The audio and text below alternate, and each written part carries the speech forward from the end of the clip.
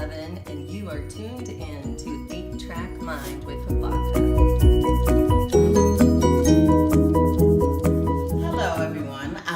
Thank you for tuning in to 8-Track Mind with Habaka. And in this episode, I am going to be interviewing none other than Deborah Nervig Levin. She is a really wonderful person. She has so much to offer, and I wanted to share her with you. Deborah dances. She also sings. She's a mom, and I thought it would be perfect, being that this is Mother's Day weekend, and she is also a wife, and she's very involved in her community. So, Deborah, welcome to 8-Track Mind. Thank you. I'm so glad that you agreed to be on the program. So we are going to get this started, and just tell us a little bit about yourself, your background, where you come from, and all of that good stuff. Yeah. Well, I come from Colorado. Okay. And my mother's family was Lebanese, and even though I have that tie, genetically programmed for belly dancing. Exactly. That's not where it came from for me. Okay. Yeah. I find that amazing. I find that amazing, and you see how the genetics work. Yeah. She wasn't even raised, but it was there in her DNA. Yeah. And she ends up being a professional belly dancer.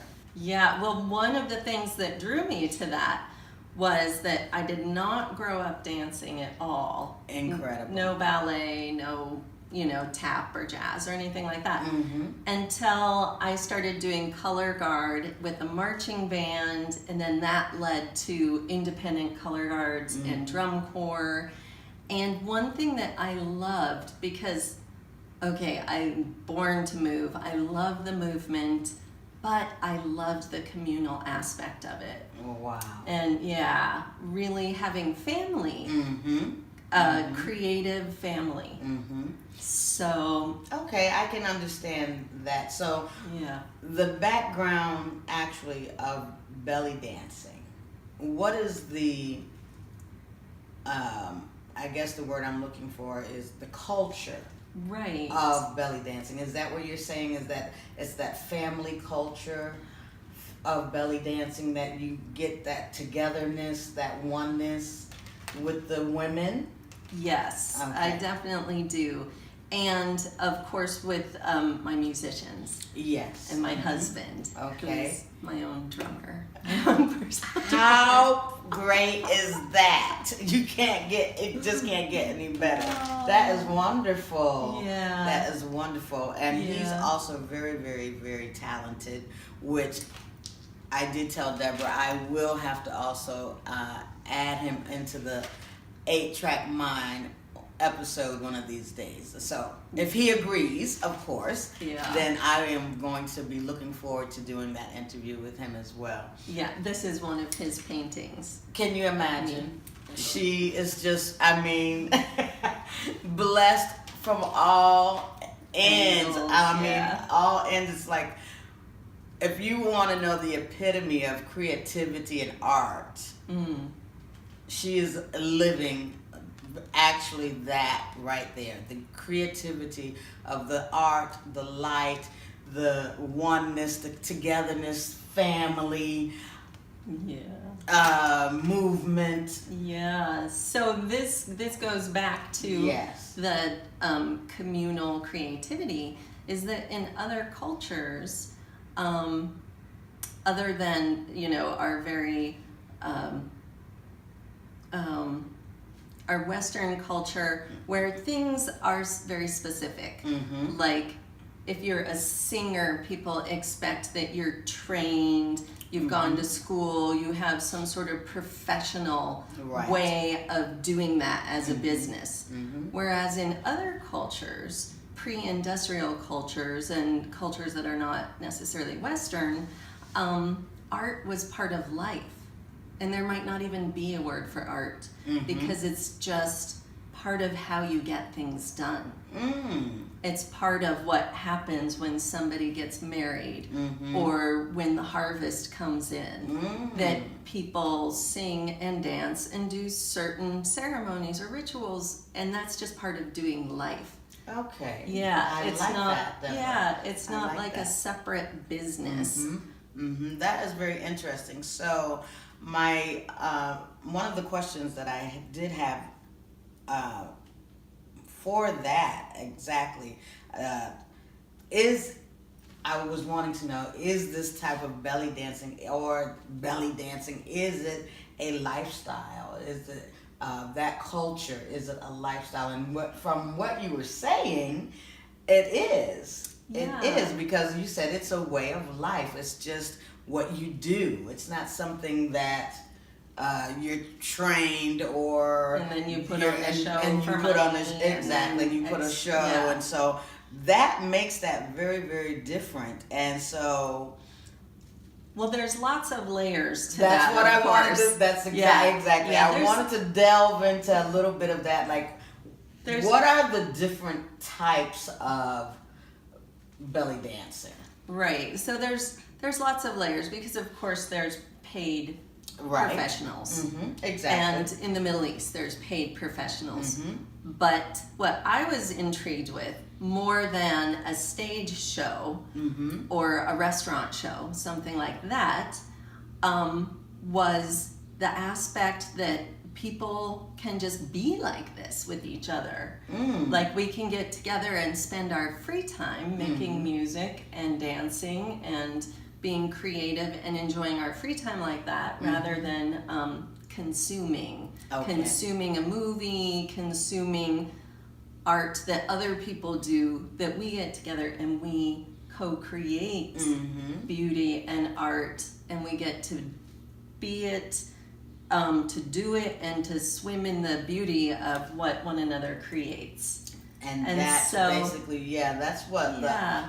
the really art is. As you said, it's like what intrigued you and what drew you to that was the togetherness, the oneness, the freeness, also being free of being able to create. And when you do that, all these colors Yeah. come out, and you can really see that in her dancing.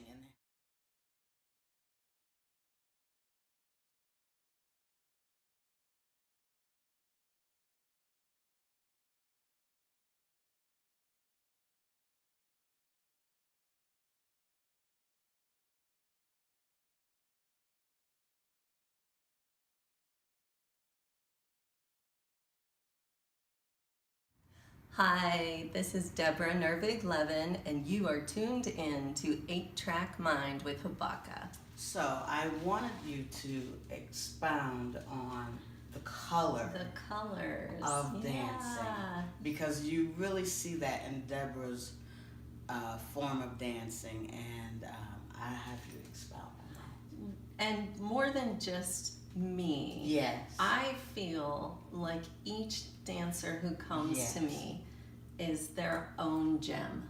They're their own little creation of beauty. Yes. And that I love teaching dance in such a way that it brings that out. So rather than having a very, very strict technique, Mm-hmm.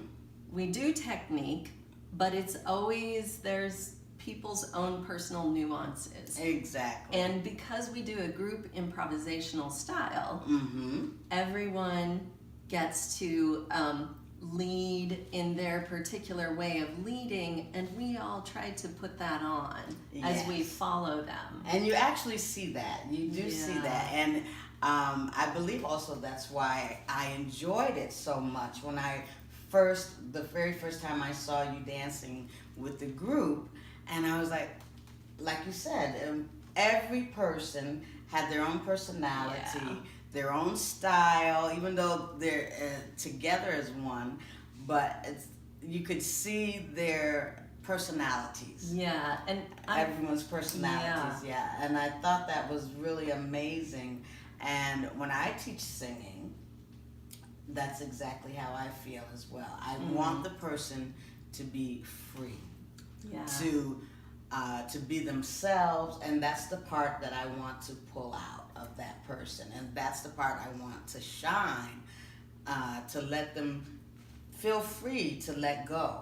Yes. And that they don't have to be in a box, and yes, like you said, we give the technique, but we give the technique where they also don't have to feel so confined. Right, it's not a cookie cutter Right. process. It's not a cookie cutter process. This is the technique so we can work together, Exactly. so you have good skills. Exactly. And then we go from there. Exactly, because when you are allowing that person to be themselves, and then combine the technique, that's the beauty.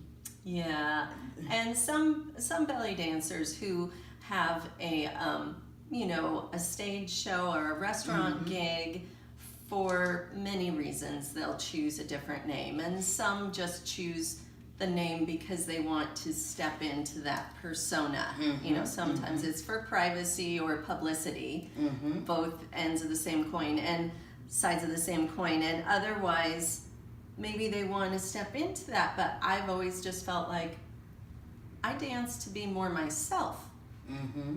I dance to find Deborah. Yes. And I'm constantly, peeling away layers and getting more and more myself, rather than wanting to be someone else. And that's part of the colors as well. Isn't that the wonderful? beautiful flowers Yes. that everybody is. That's right. That is so, so true. Now, how do your children take to you dancing? Take to your dancing? I mean, did they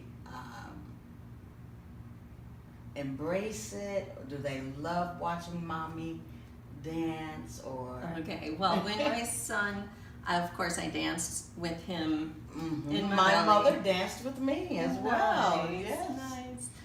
And he's 13 now, and he's just grown up in this environment. Wow. So that's just what his parents do. They dance and they make music, and he just goes with it. I don't know. It's natural for him. Yeah, it's natural for him. He's a piano player. Oh, of course. Yeah, so, but he doesn't, I don't know, it's just what we do. It's just the water. It's part of a life. It's part of life. It's part Yeah. of, as she said earlier, it's part of a way of living. Right, and because I focus on it as part of living and part of having community and making creative communal events, that is a lot different than like if I were to, be more of a cabaret style dancer, Right. where I might not want people to know my real name, or I might have this other persona as like, a stage persona. Right. Because we do community things, I can just do this, and even though sometimes people go, "Oh, you belly dancer," they have that idea of Exactly. This is what I was saying. spangly bra top. I tend to be more tribally and community based. Okay, so now in conjunction to that, is it a type of religion? Oh, that's wow. I always surprise my guests. Oh, yeah. It is not a type of religion, but I feel that it goes incredibly well with a couple of things, like a mindfulness practice. I do Buddhist mindfulness meditation, and as well as it dovetails with things like Sufism, how I approach it, and my husband, because we're reaching those transpersonal states of ecstasy and the divine. It feels like the divine, but it's not for us a particularly like religious, as in, you know, conventional religion. Exactly, like exactly. Christian, Islam, Exactly, Hindu, Buddhist. exactly. But we have that in common with them because we dance and we make music to find that blissful state. Exactly. Yeah. And that was a very good response. I really enjoyed that because, like you said, it's not per se a religion, but it coincides in your lifestyle, and it is light, what you are naturally doing. Yeah, it brings joy. It brings joy. You get lost in the music, in the dance, and the spirit comes out. Yes. So it becomes spiritual. And I can say this 100% of the time. People come to my class, they're feeling whatever they're feeling. They're feeling anxious, crunchy, worn down from work or family life. You come in, you dance, and you feel good. Like, that's one of the rare things I can say. Pretty much it's a 100% guarantee. Yes, and I can attest to that. And you know why? Because I have also participated in Deborah's classes, and it is absolutely a fantastic experience. And I am looking forward to growing with Deborah in that community of learning that style of dancing. And it's just fantastic. I love it. Now, the clothing, all of that together is a certain type of clothing. Yeah. Now, like I had said before, we're not cabaret or oriental style dancers where we wear the typical bedla, which is the spangly, shiny bra top and a low skirt with spangly stuff, and you know, it's very exposing. Very exposing. Yeah, and especially as I get older, I'm like, you look like a teenager. No, I'm definitely moving in another direction with costuming, I've always felt like if I can't really dance in it for hours and sweat and express myself, I don't want to feel confined by a costume, and nor do I want people to feel uncomfortable that they're gonna have to put that on. And I know sometimes it's really exciting. Like sometimes you're like, yay, I want to buy that costume. I want to make it. I want to put it on.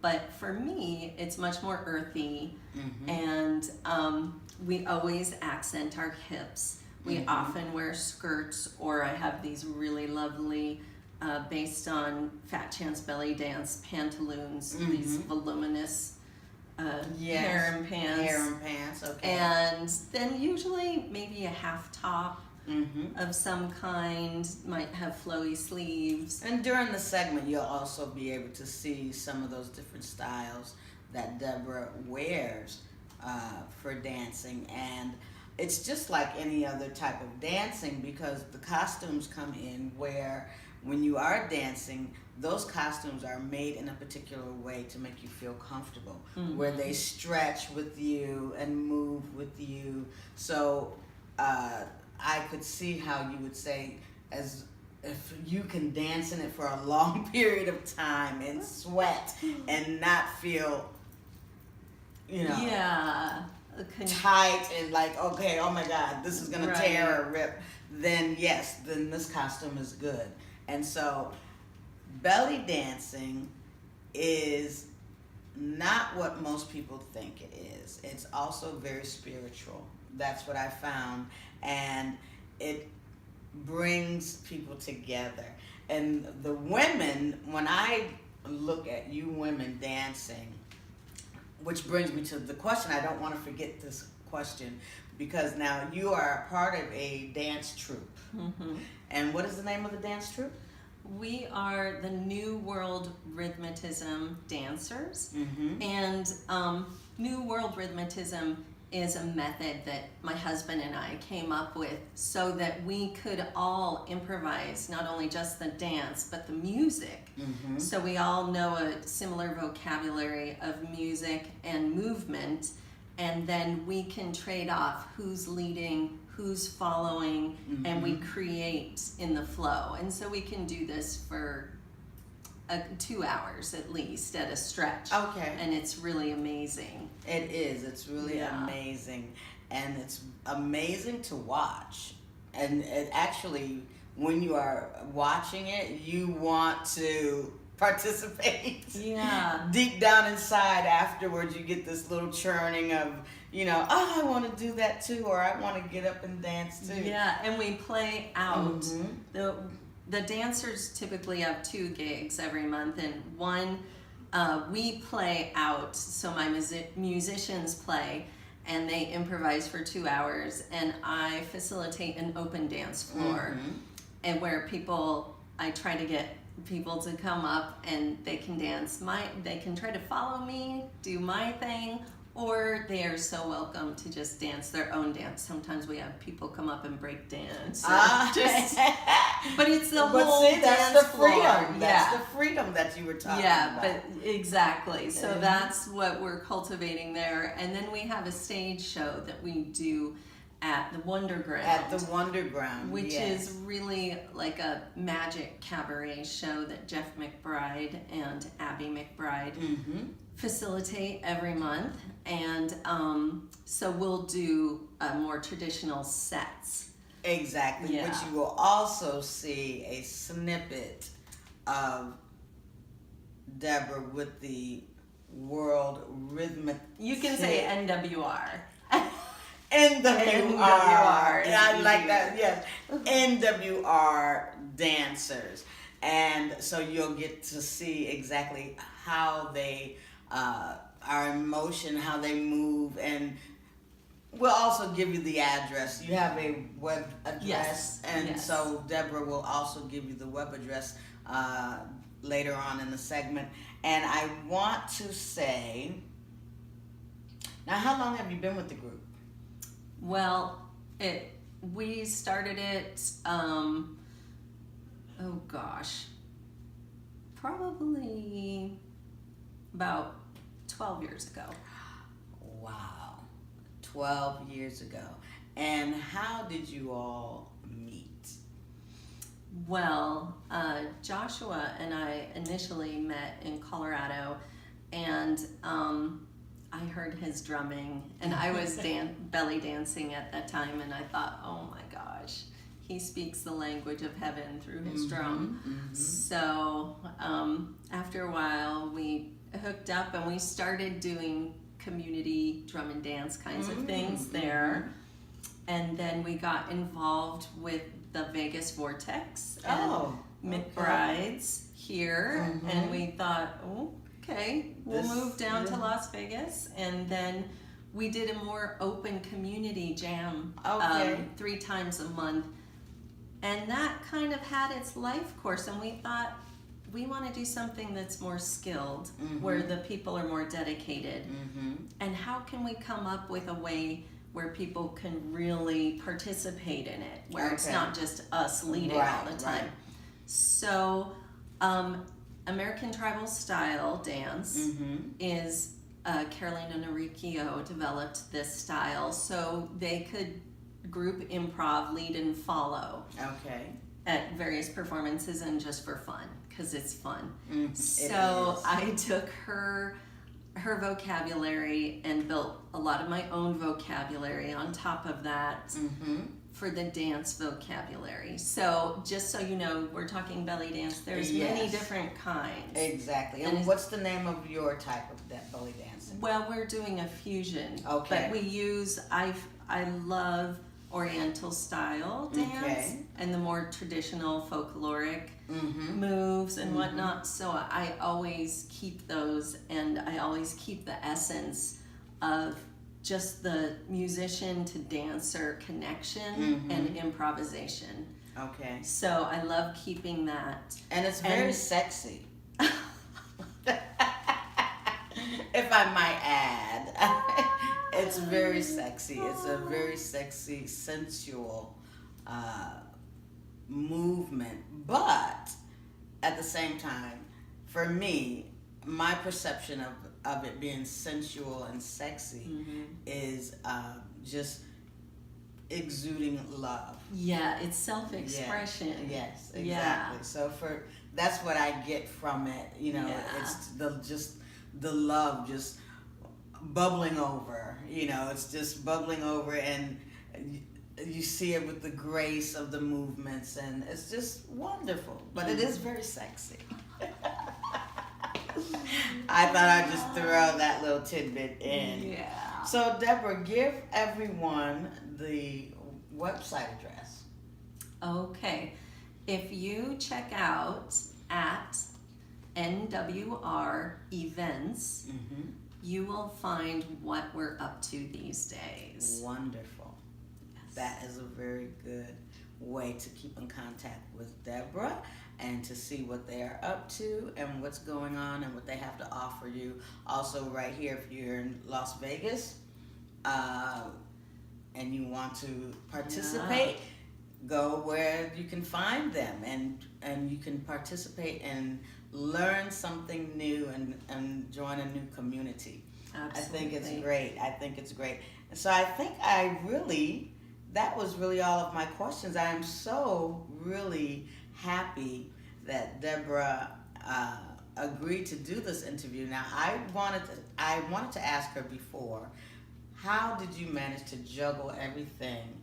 Being a mom, because Mother's Day is coming, being a mother, a wife, and, you know, teacher, dancer. Yeah. I mean, how do you find the schedule to coincide and get everything so pinpointed? Habaka, one thing that because I am not a naturally organized person. Neither am I. So you're not alone. Thank you. So having all of the organization fall on me as being, you know, manager of my studio and troop leader and mother and wife and all of those various jobs, the latest thing I came up with is I have a 20-minute schedule. Okay. I have an app, the tracker app on my phone, and because I will tend to say, well, I need to do X, Y, or Z every day, and then as every day comes, my son ends up sick, something's going on, that doesn't happen, then I'm frustrated with myself.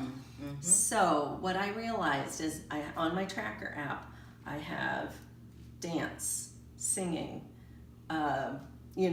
whatever it is, and then there's the regular things, cooking, cleaning, whatever.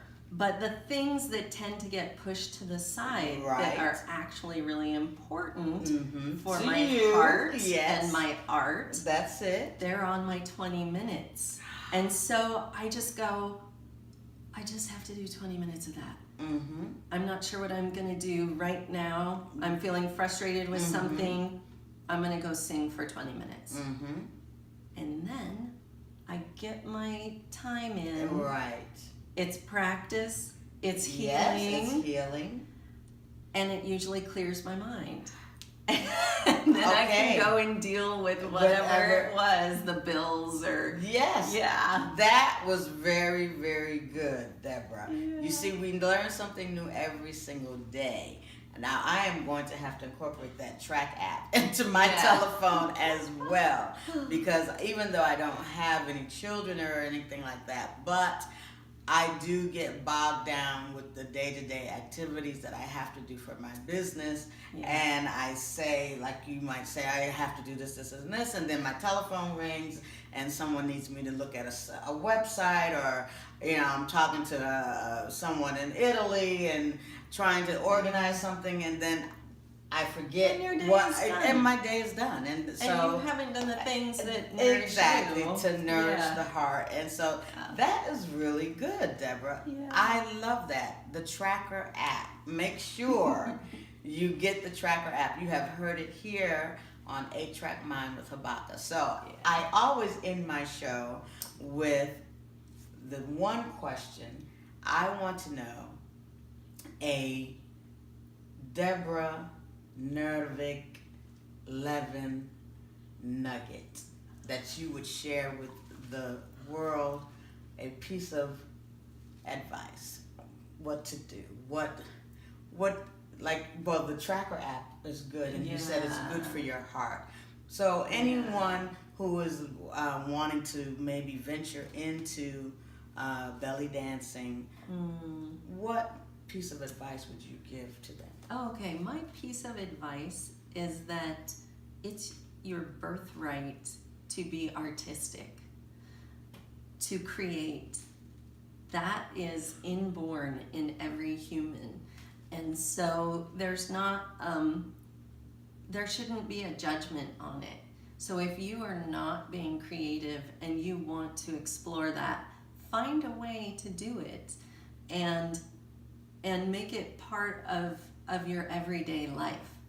That you shouldn't feel like, oh, I can't sing because my voice isn't good enough, or I can't dance because I'm not young enough, or I can't X, Y, or Z. No, if you feel the urge to do something, and if you listen hard enough, I think you will. Find a way to do it. Find, there's lots of places to do it. We provide that. But if you can't find an outside place to do it, just start doing it on your own. Whether it's drawing, singing, dancing, things like that, and do it for 20 minutes a day. That you will feel good. Wonderful. That was absolutely wonderful. You have heard it here at 8-Track Mind with Habaka, and you have heard it from Deborah. It's your birthright. Remember that, to be artistic. So just go and do it. 20 minutes a day. And it's so funny that you said that, because teaching voice, I always tell them, don't worry about studying so hard. 10 minutes a day is all you need.